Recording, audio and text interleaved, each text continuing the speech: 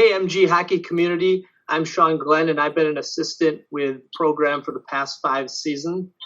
Thanks for viewing our first episode here of Silver Eagle Snapshots. Our intention with this series is to provide you with some hockey content during this unique time, as well as highlight some memorable moments in MG Hockey history through our weekly featured guests.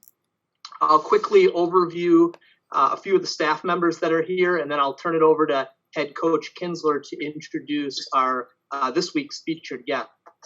With us tonight is assistant coach Ron Hull. Coach Hull has he's an MG alum. He joined us for the first season this year, played a vital role with our JV and varsity programs, and did a great job with our off-ice conditioning program. Coach Hull, you want to say hi?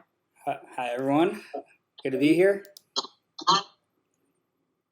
We're also joined by assistant coach Evan Chang. Evan joined us this year as our goalie guru and really helped get Gilby and the other goalies ready to compete. Coach Chang, you want to say hi? Yeah, hey, thanks for letting me be involved with this. Tonight we have with us Toby Kinsler. Toby's a 1994 graduate of Monona Grove High School, former Monona Grove High School hockey player. We should all know that Toby and I are related. Toby's my nephew. A lot of people over the course of time have got us confused as other than uncle and nephew relationship. But Toby is the husband of Janelle Kinsler. He has 3 hockey playing kids that have all excelled at their own levels so far. Jackson's presently playing out east at a prep school. Easton's playing youth hockey, and Hudson's playing youth hockey right now over at the Madison Polar Caps. Toby played youth hockey for Monona Youth Hockey when Monona Youth Hockey existed, and Toby was in the transition from the Monona Youth Hockey organization to the Madison Patriots. Toby played for Monona Grove High School and was one of the key components as a sophomore that helped Monona Grove to its 3rd appearance at the WIA state tournament. His senior year, he was captain of the hockey team. He was all-state first team his senior year. He was the honorable mention as a sophomore. His junior year, Toby had a major knee surgery, and probably one of the most dedicated athletes I've ever seen in my 30-some-odd years of being a very competitive and very focused and determined young player when he was in high school to make himself bigger, better, stronger. In fact, one of the things that a lot of people remember well about Toby his junior year at Monona Grove was he could do handstand push-ups when everybody else was running laps at Monona Grove High School during dry land. Toby, after Monona Grove, actually had an extremely successful collegiate career at Lawrence University. He was a 4-year captain at Lawrence. He led the team in scoring all 4 years when he was at Lawrence. Because of his accolades and the things he did at Lawrence, he was a 2011 Hall of Fame inductee at Lawrence University. He has not only played hockey, he's coached the game of hockey. He started out coaching out east in a prep school called Williston, Northampton. And he also, when he was getting his master's degree, he helped coach at Middlebury College out east. He's coached many youth teams on the east side, west side. He's been involved with Team Wisconsin. He's been involved with the Madison Devils. He's been involved in our coaching staff when he can. He brings a lot to the table. And for our first interviewee, it was an easy call to make to have Toby be part of this introductory to our Monona Grove Hockey segment on YouTube.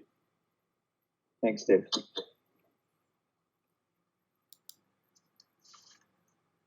Hey, Toby, can you briefly overview your playing career? Sure.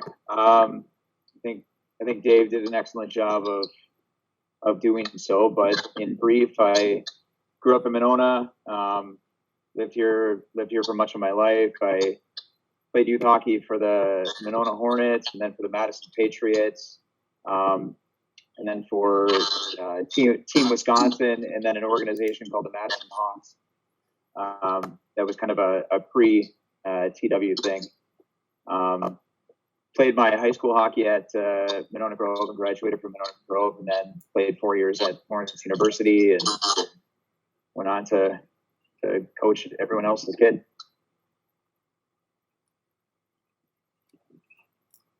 That's great.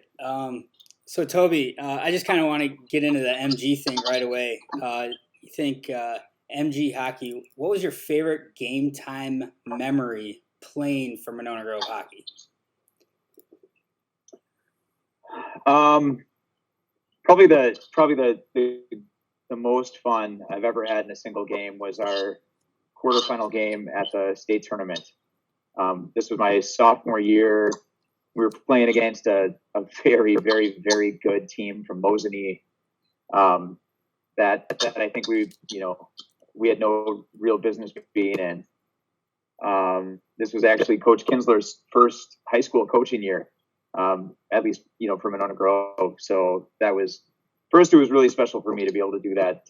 With my uncle, who's kind of been my lifetime idol, and an opportunity to play as a young guy on that team. And we. I think we battled and, consistent seesawed a 1-goal game. I scored a very fluky goal to tie it up, and then we ended up going into overtime. And one of the seniors, probably the most deserving guy there was, just the hardest working guy there was, just got a weird scrappy goal at the end, and the roof just blew off the place. So, winning that game in the quarterfinals felt like, kind of like an early form of celebrity. It was pretty cool. And then to be able to go on to the semifinals and do well was great. Awesome. Thank you.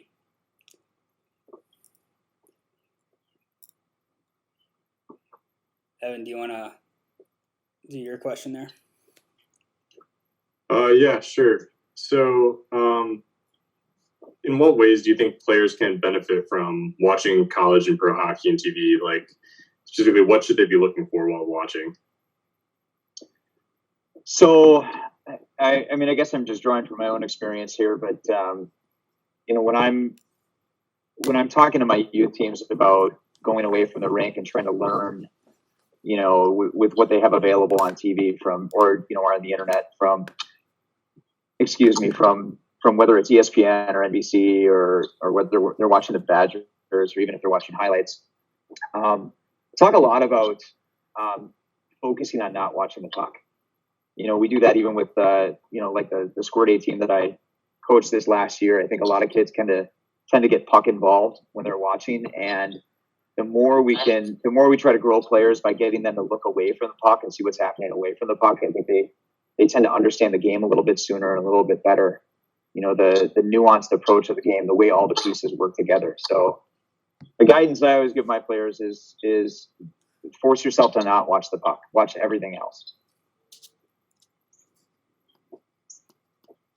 So Toby, you've obviously been around the block a few times. You're raising your kids and seeing hockey. I'm curious, have you found or seen anything that ties Monona Grove uniquely with all the other programs that you've seen? And does Monona Grove do anything that is uniquely different or sets itself apart from other programs that you've seen? I do. I think I have pretty good visibility into the area programs, and I think there are several calling cards, several hallmarks that Monona Grove Hockey has that other programs can't really bring. Admittedly, there are other programs that have had more recent success, but I think the foundational history of Monona Grove is really important. I think where other programs are, maybe 1 year they're good, and then it's only because of a certain class, and then 4 years go by and not much happens, and there's 2 coaching changes. I think the continuity and the traditions that the Monona Grove hockey program brings allow for a player to enter in any year whether they're entering in 1982, 1992, 2012 or 2020, and feel like they're part of something larger than themselves. And I think that's really important for high school players. I think that, by and large, high school players in the state of Wisconsin are going to play high school hockey. They're going to feel really good about their experience. And that's probably going to be the end of their, competitive road, give or take certain outliers. But if they can feel like they're bonded to something bigger than themselves and they can return to it, I think there's a value to that. There really is. I do think that Monona Grove greatly benefits from having a consistent head coach for a long, long time. I can't even imagine how many coaching changes have happened over the course of even the last 10 years with the area high school teams, and to have the continuity that you, Coach Kinsler, have provided since 1992 is a phenomenal strength. And I think beyond that, I think that other programs want to do this, but not all other programs adhere to this. And that is, I think Monona Grove does a really good job of hiring educators, people who have a background in hockey, certainly, but those who know how to teach, really know how to teach the game. Again, I mean, these are a special 4 years that a high schooler has. They get to go to school every day with their buddies. They get to kind of be celebrated locally. Whereas if they've been playing for a club team or a tier 1 team, a lot of their friends that they go to school with don't even know that they're playing hockey, much less who they're playing for or what they're accomplishing. So this is a chance to really give back to their community. And when they buy into that and they buy into the culture, the specific culture that Monona Grove hockey provides, and they embrace it, I think that's where really fun, radical things can happen. What are some easy off-ice exercises to do to improve your core strength as a young player? Do I have to do demonstrations of these, or? Yeah, if you could break into some yoga too, because you're really good at that too, it'd be awesome. Okay, so this is going to sound, I don't know if this is going to jive with what the present theory is, but in my former life, I was a school teacher, and having 3 kids of varying ages, with my oldest being 16 and my youngest being 11 right now. I think part of the struggle that I really have when I'm coaching hockey players is I'm not coaching as many athletes as I would like to be coaching, and reducing it down to one exercise I don't think does it. I think kids need to play tag. I think it's really important for kids to play tag. I think there's a lot of core strength that can go into a game of tag, but when I think about, and again, I just wrapped the season with my Squirt A team, and we won the state title. We took on every heavy hitter in tier 1, across North America, and did very well as a local organization. We had a lot of kids that could play tag. We had a lot of kids that were very quick, that were very competitive, that knew kind of instinctually, they didn't have to be told, they knew instinctually how to get after something. And they were strong when they got there. So I think from a youth perspective, get out in your yard and go find some friends and go play tag. And I know that may not, sell the memberships at the gym, but I think it works pretty well. I think another great exercise that I emphasize to all of my players is doing stones. My uncle, when I was a kid, cut off this old, I don't know if it was a Northland or it's some stick that doesn't exist anymore, but cut a section off, drilled a hole right in the middle, wrapped a hockey shoelace through it, and wrapped the other end to a 2.5 pound weight, and you just hold it out straight in front of you and roll it up and you roll it down. And I can attest to this group that from the moment he gave me that, I took it with me wherever I went, all the way through college and beyond. And I still have it. And I think when you're holding that weight and you're rolling it up and down, you're forcing all the other parts of your body to kind of super compensate to stay upright, to hold that weight up.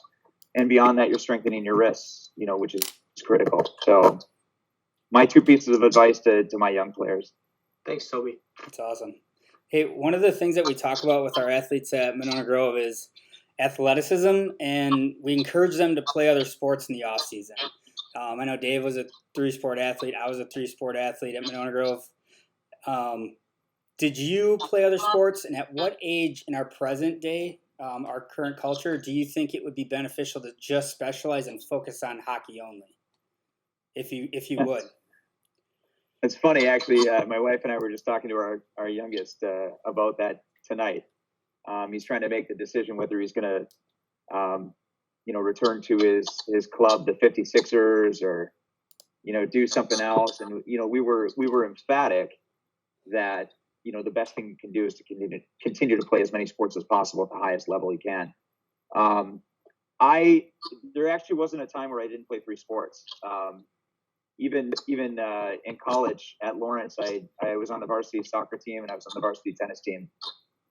In addition to playing hockey, hockey was my sport. And I think probably from the age of 11 or 12 on, I didn't miss a month of hockey. I probably didn't miss a week of hockey for probably somewhere around 11 or 12 years. But I was able to layer in other sports, and it mattered. My hand-eye coordination mattered. Tennis was really important to me. I was a forward. I was a goal scorer, and playing tennis, the ability to kind of move your feet into a position and hit a ball past someone is really not much different than taking the puck into a zone and trying to fire it past a goalie. Ironically, in soccer, I was a keeper. Not a particularly good one because it was pretty short. But playing a different sport from a different vantage and understanding the attack coming at you helped me to kind of translate knowledge back to hockey. So, I'm a strong advocate of competitors. If you can have a team of competitors, a team of athletes, and a team of leaders, you're eventually going to overcome whatever talent advantage the other team has. It's just bound to happen. Awesome. So I would not strongly advocate for any hockey player right now at any age, no matter how good they are, to drop everything else and just play hockey. I think they're bound to get mechanical injuries, repetitive use. Right. They're bound to suffer some level of mental fatigue. It's just too hard to be too good that long without having some kind of break, some kind of opportunity to deviate and do something else to renew your interest in that thing. Awesome. Thank you very much, Toby. So, Toby, you alluded to earlier in the conversation too about the culture at Monona Grove. And I was curious, were there takeaways from when you had the experience of the culture as a sophomore, junior, senior, to how it translated into Lawrence University, and then have you seen the benefits of that kind of culture since then and carried that kind of culture? So I was wondering if the culture at Monona Grove as a coach, cultures as a player, could you speak to the culture of what we offer and what Monona Grove has? Yeah, So my fundamental theory on coaches is that coaches really aren't X's and O's. Coaches are culture builders. I think a really good head coach creates a culture in which anyone can enter and be successful. And what they do is they surround themselves with and deploy skilled assistant coaches who can really kind of dig in one-on-one, teach one-on-one, and grow individuals. I think the great fortune that I had is that I had a high school head coach who happens to be the head coach right now, who has said to me ad nauseum over the course of my lifetime, "Leave it better than the way you found it." He has said this in every facet of my life, and I hear him say it repeatedly to his players, throughout the year, and it means something. It means that this is bigger than you. It means that you're a contributor. It means that you matter, no matter what role you play. If you're the superstar, center defenseman or goalie, or if you're that first year player who's really just trying to make, any kind of line that he possibly can, you can make a valuable contribution. And I think that's the ethos of Monona Grove High School is find your role, find out what you do really well, become great at it, become the best at it, and leave this whole thing better than the way you found it, so that when you come back around, you can see that legacy, reciprocating itself. I feel like I took that to college. I chose Lawrence University over other larger Division I programs, in large part because I saw that it wasn't a great program prior to me being there. In fact, it was kind of a failing program. And so, I actually rescinded my national letter of intent to go to Lawrence and try to create something. And I'll be the first to admit, my first year at Lawrence, record-wise, we were not very good. I want to say we were maybe like 2-21 my freshman year, but by my senior year, we were 21 and I think we were 21-2 actually. And qualified for the NCAAs and did well. And I could walk away from that program feeling like I've made my mark. And again, I think that's the ethos that I carry with me from Monona Grove Hockey is to do just that. That bled down into my class too. Guys that I graduated with in '98 a whole bunch of them went to Lawrence to play hockey. I think you started that. Okay, I'll go with one. Toby, we talked to a lot of kids, a lot of families about if MG is the right fit for them and the exposure that they can get playing high school hockey. Do you think, just speaking to kids out there, future MG players, current MG players, do you think a talented player wanted to enjoy the high school experience and play at MG, there are enough before and after options to provide them exposure to get where they want to be? I think the short answer is yes, Shaun. I don't know if this is going to be popular if I say this or not. And if it's not, I apologize. But, I don't think that Wisconsin high school hockey itself is going to merit any particular exposure. I think there are too many competitors out there. I think that, Wisconsin, exists in a little bit of a vacuum as far as college hockey goes. I do think that if someone wanted to make it to the next level, I think first what you said is important. They have to have talent. But talent, everyone, to a certain extent, at the next level, everyone's talented. That player has to have a unique drive. And then I think beyond that, and this is, I think, critically important, is junior coaches and college coaches want intelligent players. There's simply too many players out there that are strong, fast, skilled. There's an overabundance of them. The ones that separate themselves from the others are the ones that really understand the game, and they can not only play a 200-foot game. They know the value of playing a 200-foot game. They know the value of integrating teammates. They know how to make everyone better, and they know how to lead. So if we're reverse engineering that, I don't think there's a better opportunity than to play high school hockey. And again, I'm probably biased in saying this, but I think, I think the wins and losses at Monona Grove are second to the development of the players. And I think a really good player at Monona Grove can incubate and become a phenomenal player. I think in large part because they're going to get an opportunity to lead. They're going to get an opportunity to learn from a head coach who knows the game better than anyone. And again, my last name notwithstanding, I think I can be objective enough to say that. And then I think they can translate that in the full kind of scope of training that's built into Monona Grove Hockey and bring it back to something like Team Wisconsin and do really well. I think, I'm not trying to denigrate, the alternative, which is to kind of, maybe play Tier 1 somewhere, because I'm sure that's a great experience and I'm sure there's dedicated coaches. But I often think the individual gets lost in that situation or maybe becomes too individuated. And I think the spectrum, I think, balance is right in the middle with a combo TW high school experience. Thanks, Toby. And as to your question of exposure, I have my oldest, my oldest is now playing out east in Massachusetts. She grew up in the area. She played boys hockey all the way up. She was a TW kid. And when TW did really well and went to nationals, she got attention from some Eastern colleges and some Eastern boarding schools. And she understood that her next step as a girl was to go out east, in large part because the vast majority of college programs are out east. But I think had she played kind of straight girls hockey, tier 1 hockey all the way up, I think she would have missed a great deal. I don't think she'd be where she is right now.